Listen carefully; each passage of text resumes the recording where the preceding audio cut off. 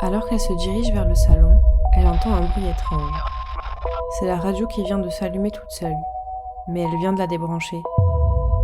En 1985, Jack et Janet Smurl vivent à West Pittston, en Pennsylvanie, dans un grand duplex avec leurs 4 filles, les parents de Jack et leur chien. Cela fait plusieurs années déjà qu'ils sont confrontés à des phénomènes étranges. Au début, ce sont des coups dans les murs, mais très vite, les phénomènes s'intensifient.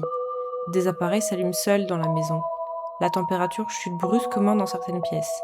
Les portes claquent. Des ombres traversent les pièces. Ils entendent des murmures et des grognements.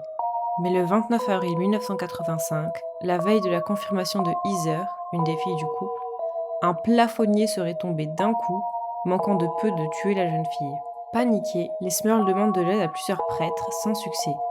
C'est alors qu'ils appellent Ed et Lorraine Warren. Lorraine affirme ressentir la présence de 4 entités, un vieil homme, une jeune femme, un esprit violent et un démon.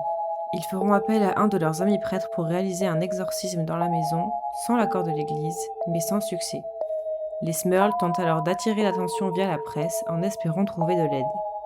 L'affaire prend énormément d'ampleur dans les médias, les Smurls sont interviewés, des foules s'amassent devant la maison, et un second exorcisme est réalisé par le même prêtre, mais toujours sans succès. Fatigués, les Smurls décident de déménager, mais les phénomènes semblent les avoir suivis.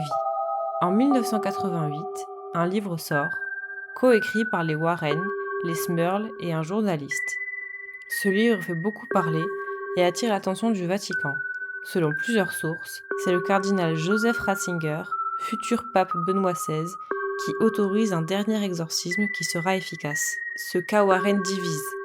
Beaucoup pensent que les phénomènes ont été inventés ou exagérés par la famille Smurl et par les Warren dans un but financier, en vue d'écrire le livre et de réaliser des films. Malgré tout, Jack et Janet Smurl maintiendront que tout ce qu'ils ont vécu était réel.